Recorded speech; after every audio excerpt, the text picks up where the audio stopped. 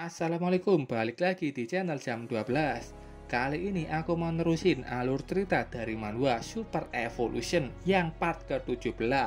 Buat kalian yang belum nonton video sebelumnya, aku saranin nonton dulu. Oke, langsung saja masuk ke ceritanya. Sebelumnya, para warga di kota Furong sudah bersembunyi di dalam shelter. Profesor Tanghang mengatakan kalau ada Calamity Beast yang bersembunyi dengan menyamar menjadi manusia di antara mereka. Mendengar itu, para warga panik dan bertanya-tanya, Calamity Beast itu menyamar menjadi siapa? Tanghang menenangkan mereka untuk tidak panik dengan mengatakan kalau dia adalah seorang ahli dan sudah tahu apa yang perlu dilakukan. Di saat kondisi seperti ini, Tanghang mengeluarkan sesuatu dari kantongnya. Katanya ini adalah obat yang dia kembangkan. Obat pelapis lidah. Warga cukup menahannya di lidah selama 3 menit dan kemudian mereka akan menemukan siapakah monster parasit di antara mereka. Tanghang sudah membagikan obat itu ke masing-masing warga dan setelah mendapatkannya, mereka akan mengadakan pemeriksaan kelompok. Tanghang juga menasihatinya agar memakan itu bareng-bareng dengan teman atau keluarganya. Setelah semua orang mendapatkan obat itu, Tanghang memimpin mereka dengan mengingatkan, sebelum petugas pemeriksaan datang untuk melihat, jangan perlihatkan lidah kalian ke siapapun. Minghe dan Nianrong juga menelan obat itu, termasuk juga Tanghang. Semua warga mulai memasukkan pil itu ke mulut. Setelah 3 menit berlalu, Tanghang bilang waktunya sudah habis dan sekali lagi menyuruh menutup mulutnya, jangan sampai memperlihatkannya ke siapapun selain petugas pemeriksaan. Warga menuruti itu dengan menahan obat itu di mulutnya agar tidak dilihat orang lain. Yang jadi pemeriksa itu Minghe. Warga akan maju satu persatu memperlihatkan hasil obat itu ke Minghe secara langsung. Para warga mulai mengantri untuk pemeriksaan. Ruang pemeriksaannya ada di ruangan berbeda yang tertutup rapat dengan pagar besi. Di ruang itu ada Minghe seorang dan orang yang akan dia periksa. Minghe memeriksa satu wanita pirang. Dia melihat langsung lidahnya. Setelah melihat lidah wanita itu, Minghe bilang itu bagus. Wanita itu sudah keluar dari ruangan dan senang karena dia tidak terinfeksi. Pemeriksaan terus berlanjut sampai lebih dari setengah warga sudah diperiksa dan mereka belum menemukan apa-apa. Sampai ada satu bapak-bapak yang memakai celemek memulai pemeriksaan. Nianrong sudah mengunci pagar besi. Bapak ini juga melihat itu. Minghe menyuruhnya mendekat dan juga meminta memperlihatkan lidahnya ke Minghe. Bapak itu menunjukkan lidahnya. Minghe bilang kalau lidahnya masih biasa dan berterima kasih sudah bekerja sama. Bapak ini menanyakan ke Minghe apakah obat ini benar ada gunanya dan mengira kalau obat ini malah terasa seperti permen. Dan Minghe tampak tidak menyangkal obat ini memang dari awal permen. Bapak ini mau kembali ke ruang bersama, tapi dia berhenti setelah melihat bagaimana Nianrong memandangnya dan tidak membuka pagar besi itu. Bapak ini emosi dengan perilaku warga lainnya yang memandangnya tajam. Di belakangnya, Minghe memasang tanda X dengan tangannya, memperlihatkannya ke Tanghang dan yang lain. Dari tanda X Minghe itu, warga akhirnya tahu kalau bapak ini yang namanya Wang Daseng adalah Calamity Beast.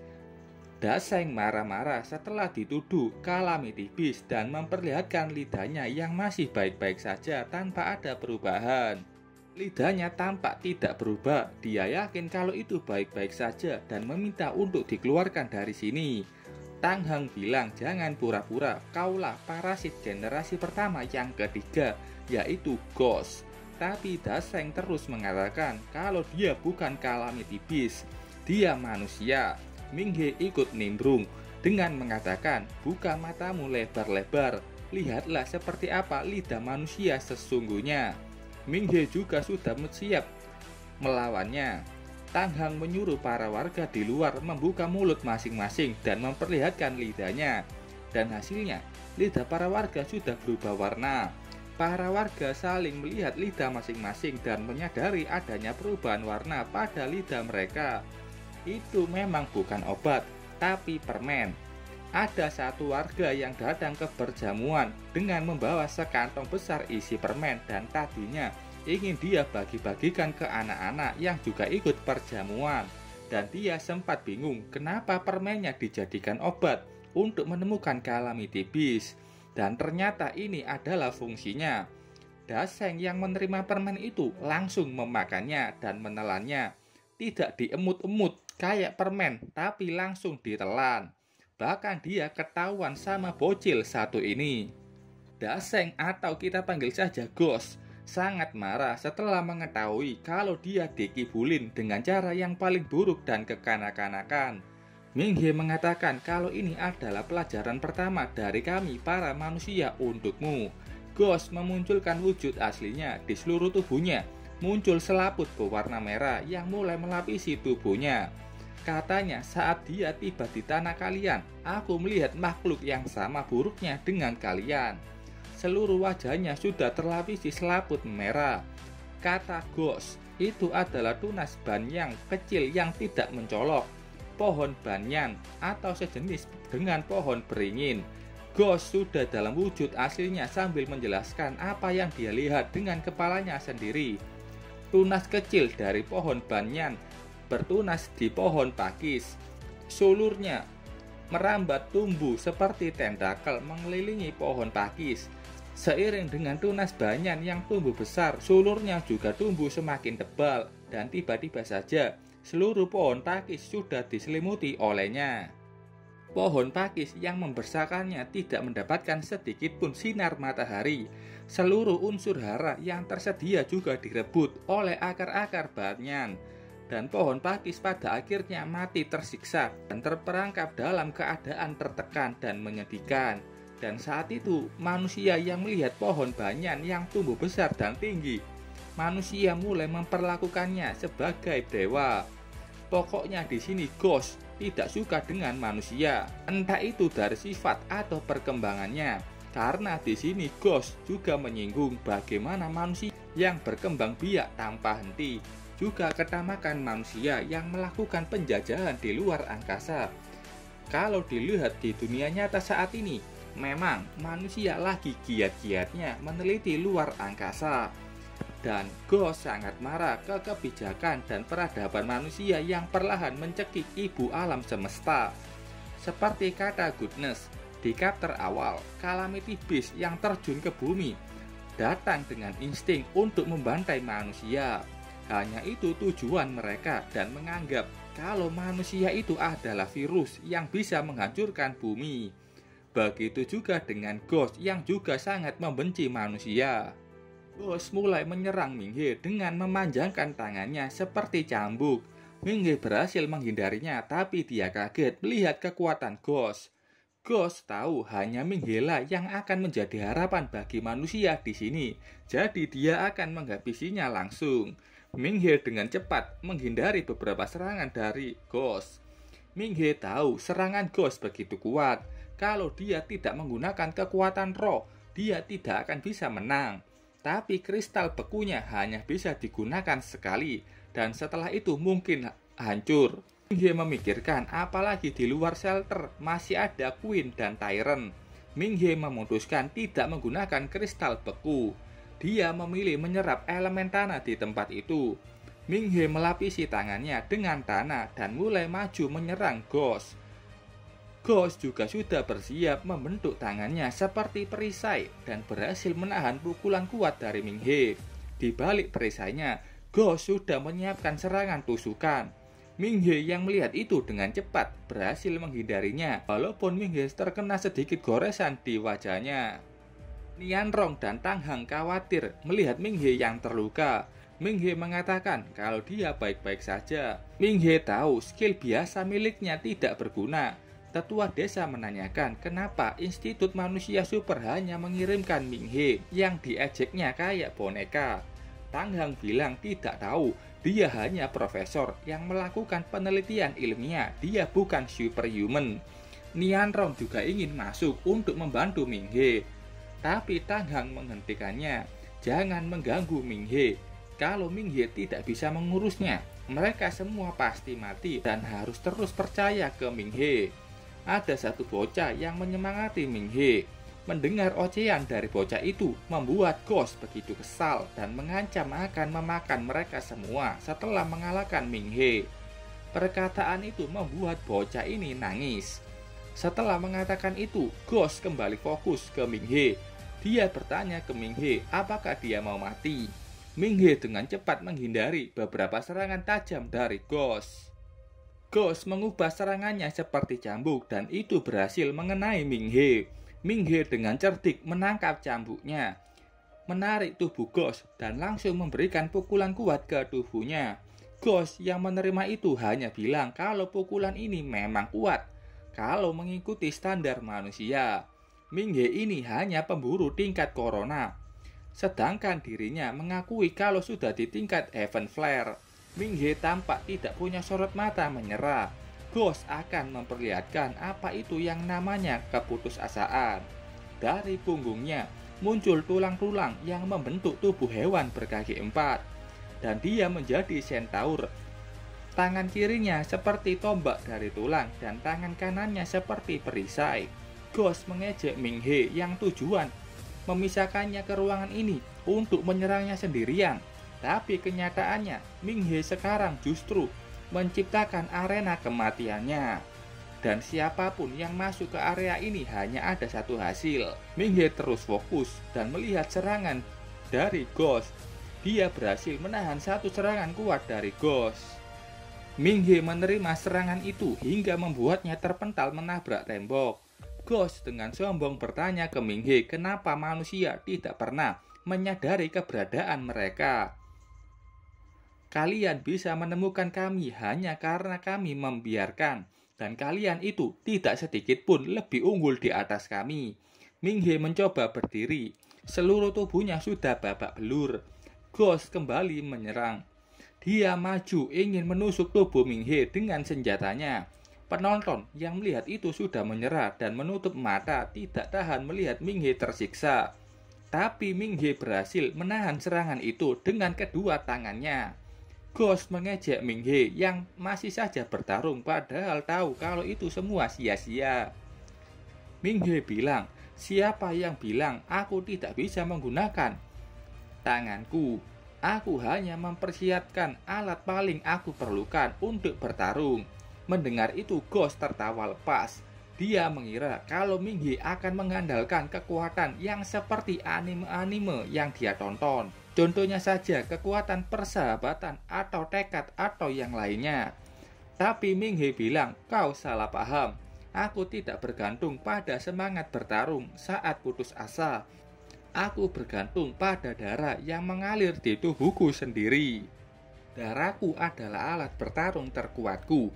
Darah yang keluar dari tubuhnya. Karena serangan Ghost, Ming He mulai menyerap semuanya. BTW tingkat darahnya itu tingkat brilian. Ghost kaget mendengar itu. Ming He kembali bilang, kalau melihat kecepatanmu itu biasa saja. Kalau menilai dari kekuatanmu juga tidak ada yang istimewa. Untuk mempertahankan kekuatanku, aku harus terluka sedikit terlebih dahulu. Mendengar fakta itu, Ghost tahu dari tadi Ming He sebenarnya bisa menghindari serangannya. Tapi Ming He tidak melakukan itu, dia menghindar terus-menerus. Karena katanya menghindar terus itu akan melelahkan. Jadi lebih baik terluka dulu, lalu aku akan menghancurkanmu berkeping-keping. Ming He memukul mundur Ghost dengan kekuatan darahnya. Hanya sekali pukulan, Ghost kaget melihat tubuh bagian belakangnya sudah hancur. Apalagi dia kaget saat tahu ada Ming He di depannya. Ghost bersiap untuk menahan serangan Ming He dengan perisai, tapi Ming He dengan cepat sudah ke belakang tubuhnya, menyiapkan serangan tahap kedua akselerasi. Ghost sangat terkejut dengan itu dan tidak bisa menahan pukulan Ming He yang menghantam dagunya. Ming He melompat ke atas mempersiapkan serangan lanjutan. Ming He terjun dengan kecepatannya. Dia menghantam lagi tubuh Ghost. Kali ini lebih kuat dan destruktif. Ghost yang sudah terkapar tak berdaya, tubuhnya sudah terkoyak memperlihatkan tubuh manusia Daseng. Ghost sangat kesal sebagai generasi pertama, dia harus melawan Ming-He. Dan tidak mungkin Ming-He hanya kelas corona. Dia masih punya 2 rekan di luar. Dan dia hanya perlu melindungi dirinya sendiri untuk sekarang. Ming-He terkejut melihat munculnya tulang-tulang di sekitar tubuh Ghost. Dia pun mundur dan melihat tubuh Ghost yang sudah terselimuti tulang dan kulit. Ming-He mengejeknya, bagaimana kau bisa meniru kelebihan dari kura-kura dan landak sekaligus? Tapi itu tidak akan ada gunanya. Ming-He kembali maju, kali ini dia meninju Ghost berkali-kali. Ghost yang berlindung di dalam sangat kaget dengan kekuatan besar Ming-He. 2 murid yang lain sebelumnya meremehkan Ming-He langsung memikirkan harus berhati-hati bicara ke Ming-He lain kali. Melihat Ming-He yang bisa mengalahkan Calamity Beast, para bocah kembali bersemangat dan memberi semangat ke Ming-He. Pukulan demi pukulan sudah mendarat ke Ghost, sampai pukulan terakhir menerbangkannya tepat ke pinggir pagar besi. Tang Heng menyuruh yang lainnya untuk mundur. Dan Nian Rong bersiap kalau ada kejadian tak terduga. Ghost sudah tak berdaya, Ming-He menghampirinya sambil membuang bajunya yang sudah hancur. Ghost masih tersenyum. Dia pun bertanya, apa kau pikir kau sudah menang? Ming-He bertanya, apakah Calamity Beast juga punya kata-kata terakhir? Kata Ghost, tugasnya sudah selesai. Dan jangan lupa kalau aku mengambil alih tubuh seorang koki. Setelah ngomong itu keluar parasit serangga dari mulutnya. BTW bentuk tubuhnya kayak belalang yang ada di dunia nyata. Ghost dalam bentuk serangga itu mau kabur dari tempat itu. Tapi Ming-He tidak menginginkannya, dia menginjak tubuhnya. Masalah itu harus diselesaikan satu persatu. Tubuh Daseng tampak berasap, ini sama kayak Cheetah yang juga berasap saat sudah mati. Goodness menyuruh Ming-He mencari keseluruhan tubuh Wang Daseng. Ada sesuatu yang sangat bagus di sana. BTW di sini terlihat kalau tubuh Daseng sudah hilang menjadi debu. Ming-He menemukan cairan biru yang bisa meningkatkan kultivasi orang. Kata Tang Heng, yang ini sangat spesial, mungkin karena dari tubuh yang terinfeksi Beast. Dan cairan ini hampir dimurnikan, tidak perlu diproses lagi. Ming-He bisa meminumnya langsung. Sayangnya Ming-He sudah pernah minum cairan Stardust ini dulu dan perlu waktu untuk bisa meminumnya lagi. Kalau asal-asalan minum cairan Stardust, tubuh manusia bisa rusak. Tapi kata Tang Heng, ini cairan yang benar-benar spesial. Ini seperti artifak madu melawan madu alami. Ini tidak hanya meningkatkan kultivasi, ini juga bisa dengan cepat memulihkan kondisi tubuh. Ming-He tidak tahu kalau cairan ini begitu spesial dan mempercayai perkataan Tang Heng. Ming-He sudah meminum cairan tersebut. Ming-He bersilap mencerna cairan itu baik-baik. Tang Heng menyuruh lainnya untuk tidak mengganggu Ming-He. Setelah beberapa lama, Tang Heng meminta murid untuk mengambil seember air. Setelah menerima air itu, BTW tubuh Ming-He seperti ada garis-garis menyebar dan matanya bersinar ungu. Saat itu Tang Heng sudah menyiramkan air ke tubuh Ming-He. Dia menanyakan bagaimana perasaan Ming-He. Tubuh Ming-He sudah pulih tanpa ada bekas luka. Saat itu tiba-tiba saja Ming-He mengatakan ini sangat bagus menggunakan tubuh manusia dan mengeluarkan aura ungu seperti Calamity Beast. Semua orang di situ panik melihat Ming-He yang berubah. Dan ternyata Ming-He hanya bercanda. Dia tidak kerasukan Calamity Beast. Setelah itu Ming-He sudah mendapatkan baju ganti karena bajunya dirobek sendiri. Ming-He juga mengatakan kalau ada sesuatu yang mengganggunya. Tang Heng tahu apa yang diinginkan dan diskusikan Ming-He dan memilih tempat agak jauh dari warga.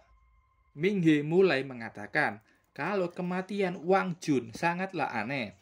Wang Jun adalah suami Zhou Tao dan yang menjadi korban meninggal pertama kali ditemukan. Ming-He mulai mengatakan apa yang dia pikirkan. Wang Jun seharusnya tidak perlu mati.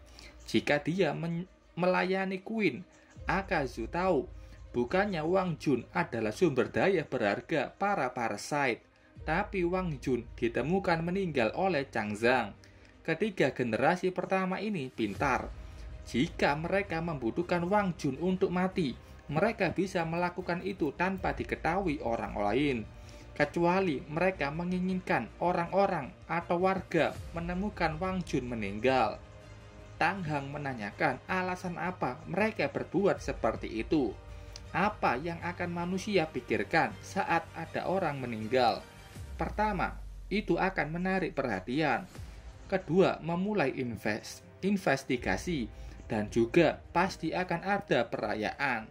Dan kebetulan mereka ini di kota Furong, di mana ada orang meninggal, pasti akan ada perayaan atau perjamuan, khususnya jika mereka bagian dari klan yang sama. Jadi menurut Ming He, parasit ini dengan sengaja membunuh Wang Jun untuk sebuah tujuan perjamuan. Wang Jun adalah member dari klan Wang, dan di kota Furong kebanyakan orang punya nama belakang Wang. Parasit ini ingin membawa seluruh orang di kota Furong, mengumpulkannya menjadi satu dan mengubah mereka menjadi parasit. Ghost merasuki tubuh Wang Daseng, dan Wang Daseng di kota Furong adalah kepala dari perjamuan.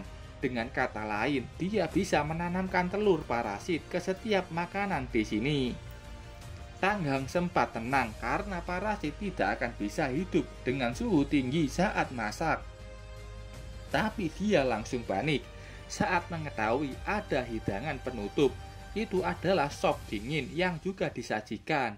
Keduanya langsung panik, keadaan ini belum membaik sama sekali. Semua orang di sini memakan telur dari generasi ketiga. Tang Hang bilang kalau tidak ada perubahan, itu akan butuh 2 hari. Mereka semua akan diambil alih oleh parasit dan menjadi generasi kedua Beast Parasite. Dan saat itu terjadi, mereka akan mengikuti perintah Queen seperti zombie. Parasit ini punya kemampuan evolusi dan 2 hari sudah cukup untuk mengubah manusia menjadi zombie. Ming mulai panik. Parasit ini mengincar seluruh kota dan menjadikan seluruh kota sebagai pasukan parasite. Tang Hang semakin panik setelah dia memikirkan apa yang akan terjadi ke depannya. Dia sudah berpikir kemungkinan yang terjauh. Katanya, mereka saat ini juga berada di zona pertempuran. Yang dimaksud Tang Hang, kota Furong dekat dengan perbatasan kota yang jatuh, di mana pasukan garis depan juga sedang melakukan misi pembersihan. Kalau ini terus berlanjut, kota Furong akan menjadi medan pertempuran juga. Keadaan mereka semakin buruk. Di luar shelter ada banyak zombie yang dipimpin 2 calamity beast tingkat lord, Queen dan Tyrant. Belum lagi, tak jauh dari kota Furong ada batas medan pertempuran. Jadi gimana nasib kota Furong nantinya? Apakah kelompok yang lain yang di luar kota Furong sudah berhasil meminta bantuan dari Asosiasi Manusia Super? Oke, sampai sini dulu ceritanya. Terima kasih buat kalian yang sudah menonton videonya sampai selesai. Salam jam 12. Bye-bye.